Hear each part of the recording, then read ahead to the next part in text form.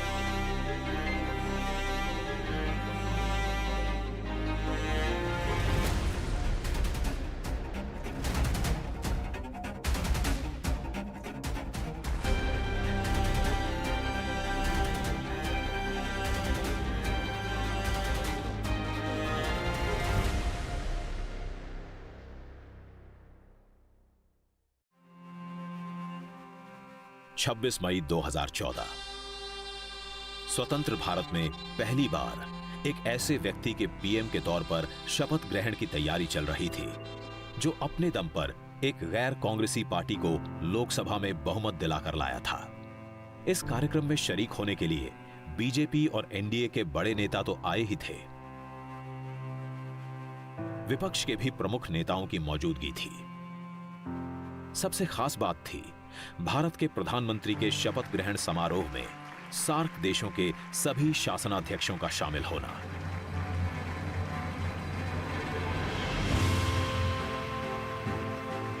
नरेंद्र मोदी ने भारत के 15वें प्रधानमंत्री के तौर पर शपथ ली।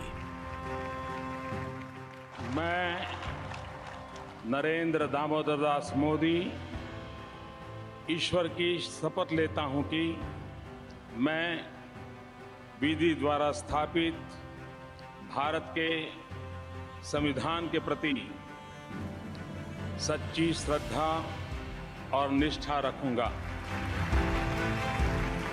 पहले कभी किसी ने पूरे हमारे नेबरहुड के पड़ोसी देशों के जो लीडर्स थे उनको नहीं बुलाया था। और आप जानते हैं वैसे भारत और पाकिस्तान के रिलेशंस जो हैं वो ऊपर नीचे होते रहते हैं, तो एक बड़ा रिस्क था, एक नई सोच थी और एक नया फॉर्म ऑफ पब्लिक कम्युनिकेशन था।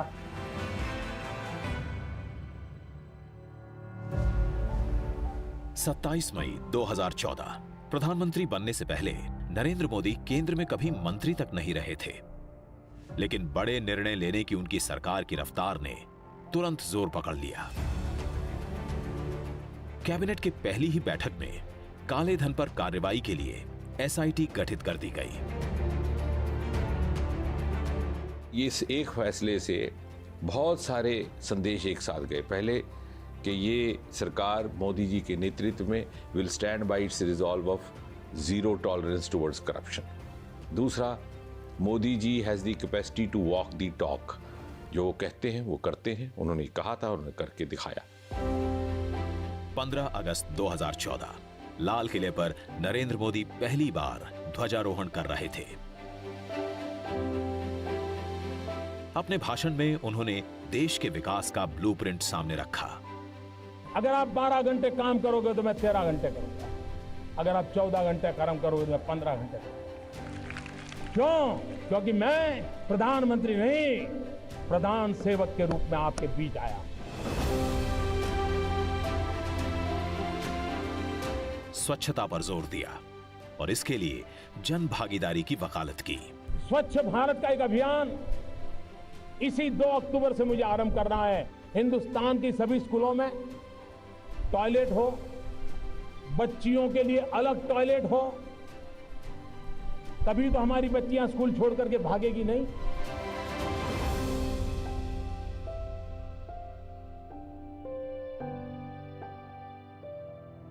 पीएम मोदी की प्राथमिकता के केंद्र में रहे गांव के गरीब, किसान और मजदूर।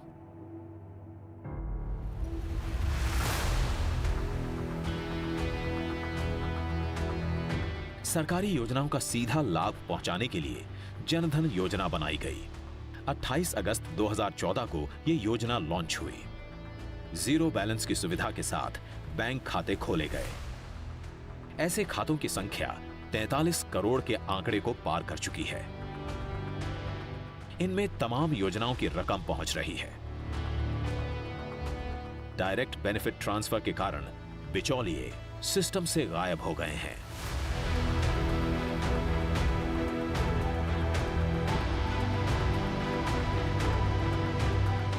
प्रधानमंत्री जनधन योजना, इतने लार्ज स्केल में बैंक अकाउंट खुलना असाधारण एक काम था। जब शुरू में उन्होंने कहा कि 100 दिन के अंदर 100 डिजिटल मेला करो, तो हम लोगों ने कहा कि ये असंभव है, पर उन्होंने करवाया और उससे एक बहुत बड़ा मोमेंटम आया जो कि डिजिटल पुश जिससे दे पाए। 2 अक्टूबर 2014 स्वच्छता अभियान को धरातल पर उतारने का काम गांधी जयंती के दिन शुरू हुआ। पीएम मोदी खुद वाराणसी पहुंचे। 80 घाट पर फावड़ा उठाकर सफाई की। इस अभियान में क्या आम और क्या खास, सभी जुड़े।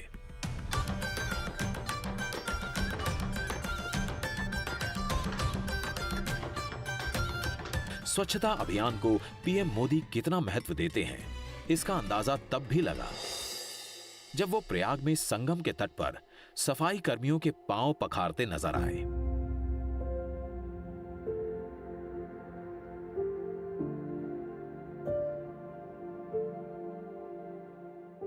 मोदी देश के सबसे कमजोर, सबसे गरीब लोगों के पांव अपने हाथ में उठाकर बड़ा संदेश दे रहे थे।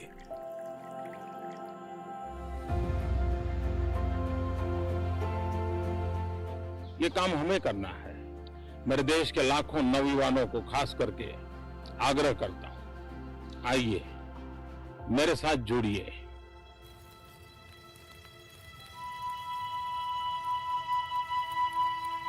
महिलाओं को खाना पकाते समय धुएं की तकलीफ से निजात दिलाने की कोशिश थी मोदी की। उनकी आंखों में बचपन की वो तस्वीर तैर रही थी जब मां हीराबा अपने पति और बच्चों के लिए भोजन बनाते समय चूल्हे में फूंक मारते हुए हाँफ जाती थीं। आंखों से आंसू निकल जाते थे।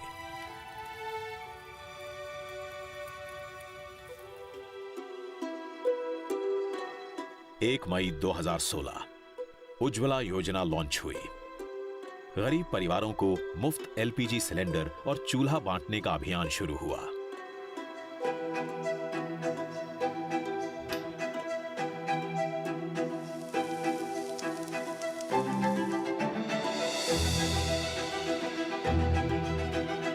गरीबी के बीच गांव में बिताए हुए शुरुआती वर्षों ने ही मोदी को शौचालय से लेकर गरीबों के लिए पक्के मकान, अच्छी सड़कें, शुद्ध पेयजल और 24 घंटे बिजली सुनिश्चित करने के लिए प्रेरित किया। जब आजादी के 75 साल हो, तब हिंदुस्तान में कोई परिवार ऐसा न हो जिसका अपना घर न हो। मोदी गुजरात के सीएम रहते हुए इनमें से कुछ काम कर चुके थे। देश के पीएम के तौर पर इनको और बड़ा और असरदार बनाने में जुटे। मुख्यमंत्री से प्रधानमंत्री तक के दौर में उन्होंने जो कुछ भी कहीं पर किया उसको प्रधानमंत्री के रूप में आते आते साइज एंड स्केल देने का काम किया, उसको बड़ा करके दिया। नर्मदा वहां पर किया तो नमामि गंगे यहां पर किया। वहां कच्छ में घर बना कर दिए तो यहां पूरे देश के लोगों को घर बना कर दे रहे हैं। गरीबों, महिलाओं, किसानों की चिंता और इसके लिए जरूरी प्रावधान करते करते मोदी बड़े संस्थागत सुधारों की राह पर भी तेजी से आगे बढ़े।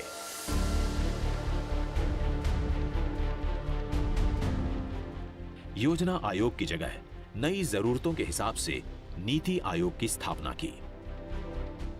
नीति आयोग सेंट्रल गवर्नमेंट की एक ऐसी एजेंसी है जो स्टेट्स में जाकर स्टेट्स के साथ काम करता है।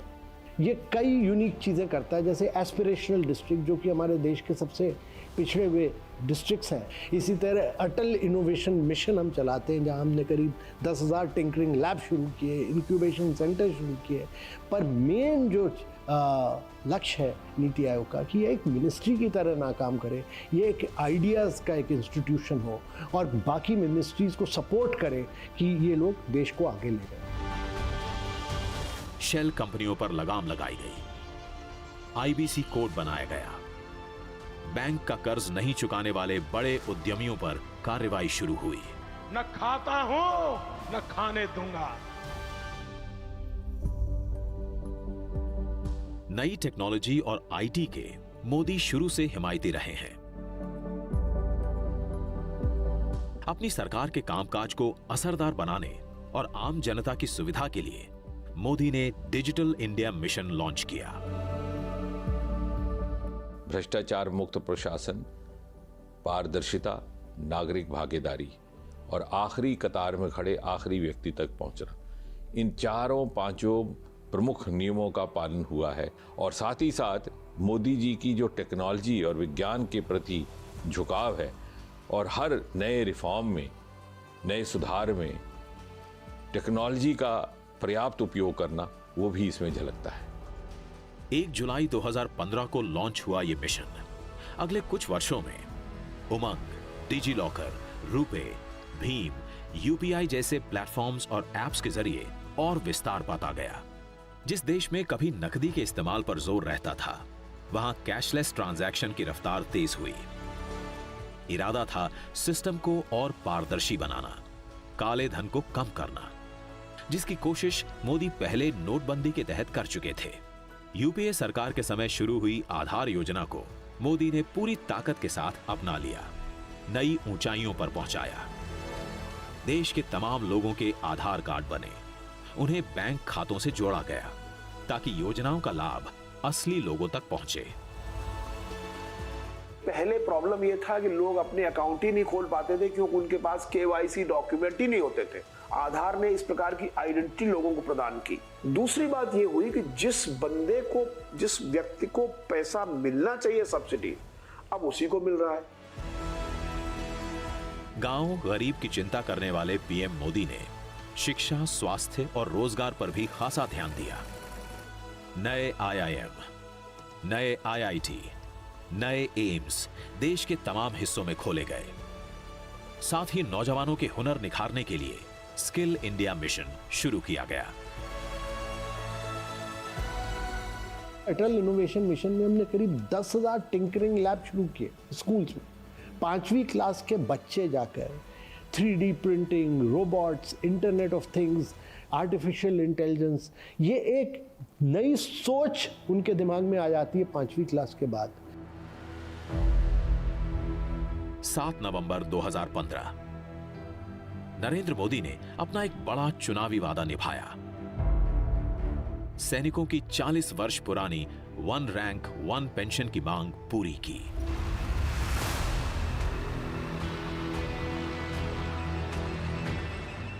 जो व्यक्ति बचपन में खुद सेना में भर्ती होकर राष्ट्र रक्षा का ख्वाब देखता था, वो राष्ट्र के रखवालों के साथ अपना वादा भला क्यों नहीं निभाता।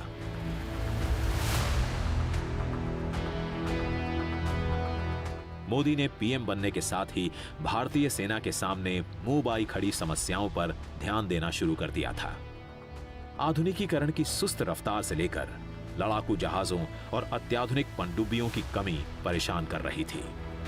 हमने जितना मांगा था उससे कहीं अधिक बढ़कर के सरकार ने हमको लिमिट दिया कि काम करो। आज आप देखिए डीआरडीओ, दुनिया में जो बेस्ट इंस्टीट्यूशंस हैं, सेंटर ऑफ एक्सेलेंस, तो किस तरह के अपने यहाँ हथियार से लेकर बाकी चीजों को बनाने का काम कर रहे हैं हमारे साइंटिस्ट।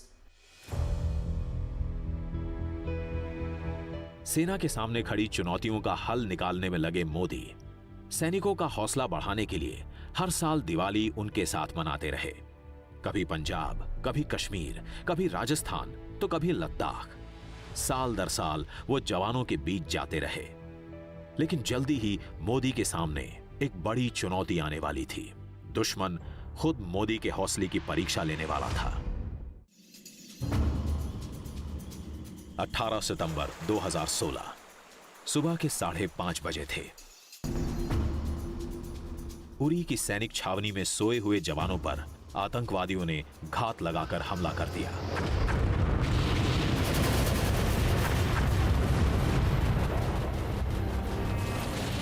पाकिस्तान से आए आतंकवादियों के हमले में 18 भारतीय सैनिक शहीद हुए। पूरे देश में गुस्से की लहर पैदा हुई, बदले की भावना मजबूत हुई। पीएम मोदी को भी जन भावनाओं का साफ अंदाजा था। आतंकवादी कान खोल के सुन ले, ये देश इस बात को कभी भूलने वाला नहीं है।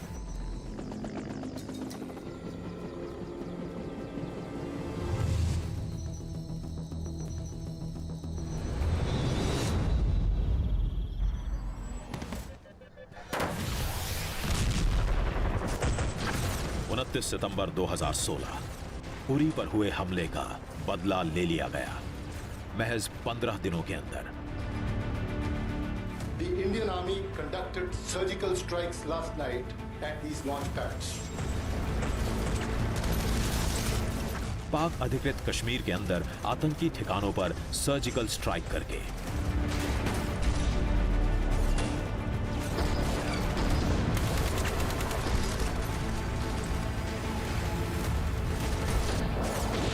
आतंकियों के लॉन्च पैड नष्ट किए गए,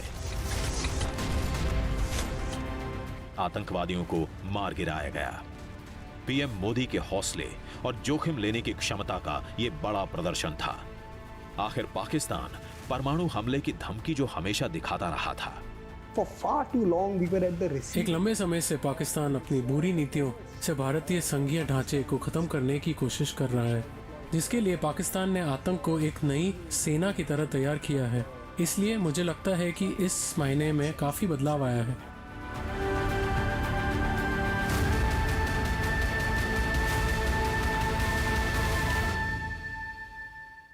एक जुलाई 2017 सैन्य मोर्चे पर जबरदस्त हौसला दिखाने वाले पीएम मोदी के लिए आर्थिक मोर्चे पर बड़ा हौसला दिखाने वाला दिन था ये।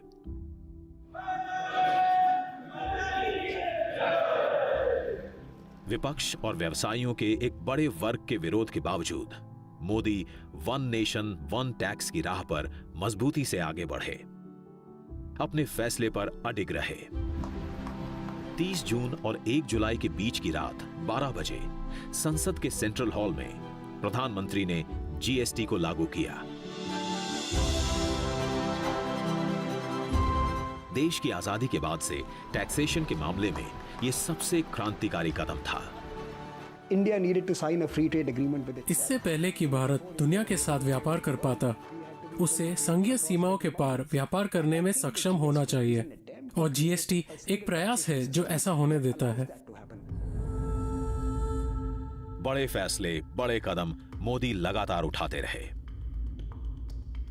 संसद में बिल पास कराकर 19 सितंबर 2018 से देश में ट्रिपल तलाक के मामले में सजा के प्रावधान वाले कानून को लागू कर दिया। मुस्लिम महिलाओं के लिए यह कानून काफी राहत लेकर आया। मुस्लिम महिलाएं काफी संक्रमित होती थी, उनको तलाक तलाक तलाक ऐसा 3 बार बोल करके जो तलाक दिया जाता था, उसके कारण उनका जीवन छिन्न भिन्न हो जाता था। इसका उपाय भी उन्होंने निकाला कि उन्होंने तलाक में जो आवश्यक सुधार करना था या एक्ट में परिवर्तन करना था वो किया, और पूरे देश में मुस्लिम महिलाओं ने उनको आशीर्वाद दिया। जरूरी कानून बनाने के साथ ही विकास का सिलसिला भी आगे बढ़ा। लुक ईस्ट पॉलिसी के तहत मोदी ने नॉर्थ ईस्ट के विकास पर ध्यान दिया। पूर्वोत्तर के राज्यों को मोदी ने अष्ट देवियों के तौर पर देखा। बड़े पैमाने पर कनेक्टिविटी से लेकर आधारभूत सुविधाएं बढ़ाने पर काम हुआ। इन राज्यों के विकास को धार देने के लिए डोनर जैसा मंत्रालय बना। आज मणिपुर में जाकर आप देखिए, बाकी जगहों पर कैसे एयरपोर्ट्स, फ्लाइट्स की संख्या कितनी बढ़ गई, ट्रेनों की संख्या कितनी बढ़ गई, बॉर्डरिंग इलाके में पुल कितने बड़े पैमाने पर बन रहे हैं, और जिस तरह से वहां पर इन्वेस्टमेंट सड़कों से लेकर के उद्योग धंधे में हुआ है। अब वो लोग कहते हैं कि हमें लगता है कि हम तो देश की मुख्यधारा से तेजी से आगे जा रहे हैं। नमामि गंगे, जल जीवन मिशन, उड़ान, आयुष्मान भारत, जन औषधि योजना, मुद्रा योजना, startup India, fit India, make in India, देश की प्रगति के लिए पीएम मोदी के बड़े कदमों की निशानी बने। देश को आर्थिक समृद्धि की राह पर ले जाने में लगे मोदी की राह में एक बार फिर से पाकिस्तान ने बड़ी रुकावट डालने की कोशिश की। 14 फरवरी 2019 ये वो दिन था जब पाकिस्तान में तालीम हासिल करने वाले जैश ए मोहम्मद के आतंकवादियों ने सीआरपीएफ के काफिले पर फिदायीन हमला कर दिया।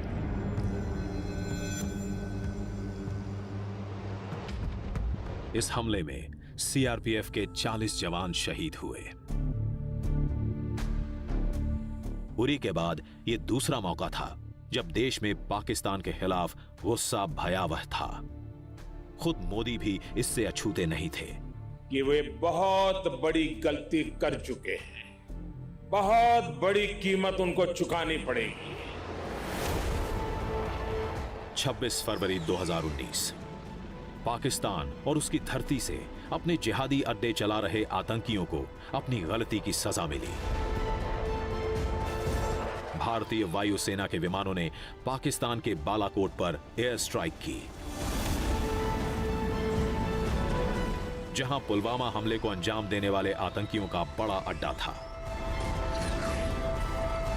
अड्डा तहस नहस हुआ, बड़े पैमाने पर आतंकवादी मारे गए। दुश्मन के घर के अंदर जाकर के इस प्रकार की कार्रवाई करना, जिससे देशवासियों का मनोबल बढ़े, अपने सेनानियों का मनोबल बढ़े, ये अपने तरह का एक पहली इस प्रकार का निर्णय था। एंड इसी का नतीजा है कि आज न केवल भारतीय उपमहाद्वीप में, उसके पड़ोसियों के बीच में, बल्कि देश विदेश में भारत की साख मानी जाती है। तो ये मोदी है, उसी भाषा में जवाब देना जानता है।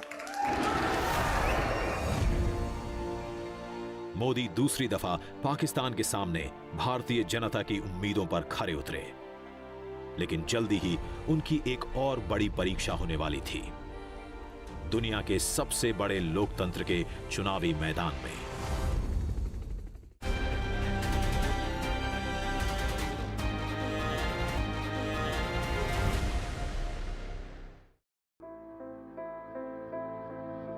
तेईस मई 2019 लोकसभा चुनावों की मतगणना का दिन था ये। अब की बार 300 पार के नारे को हकीकत में बदल दिया बीजेपी ने। पार्टी को 303 सीटें मिली। एनडीए का आंकड़ा 353 सीटों पर जा पहुंचा। सर्वांगीण व्यक्तित्व विकास जिसको बोल सकते हैं वो सब उसमें है, शारीरिक, मानसिक, भावनात्मक और आध्यात्मिक स्तर पर। और अपने भारत के प्रति अपार प्रेम है, सेवा भाव इतना है। मोदी जी भारत के लिए एक बड़ा देन है। 2014 से ज्यादा बड़ा जन समर्थन हासिल कर नरेंद्र मोदी ने दूसरी बार प्रधानमंत्री की कुर्सी संभाली। मैं नरेंद्र दामोदर दास मोदी ईश्वर की शपथ लेता हूं कि मैं विधि द्वारा स्थापित भारत के संविधान के प्रति। दूसरे कार्यकाल में मोदी की रफ्तार तेज होती गई बड़े फैसलों के मामले में। 5 अगस्त 2019 जम्मू कश्मीर को विशेषाधिकार देने वाले अनुच्छेद 370 और 35A को संसद में संशोधन विधेयक पास कर अप्रभावी कर दिया गया। जम्मू कश्मीर और लद्दाख 2 इकाइयां बना दी गईं, केंद्र शासित प्रदेश के तौर पर। 17 साल पहले एकता यात्रा के दौरान मोदी ने जो संकल्प लिया था, पीएम के तौर पर खुद पूरा किया। 3 महीने बाद ही अयोध्या में राम मंदिर के निर्माण का रास्ता भी साफ हुआ। 9 नवंबर 2019 को सुप्रीम कोर्ट के 5 जजों की बेंच ने राम मंदिर के निर्माण के पक्ष में फैसला सुनाया। 5 अगस्त 2020 को मोदी खुद अयोध्या पहुंचे राम मंदिर के भूमि पूजन के लिए। जो कहते हैं वो करते हैं। मोदी का बड़ा संदेश था, समर्थकों के लिए भी, विरोधियों के लिए भी। अडिग मोदी की ये बात क्या दुनिया भी समझ रही थी?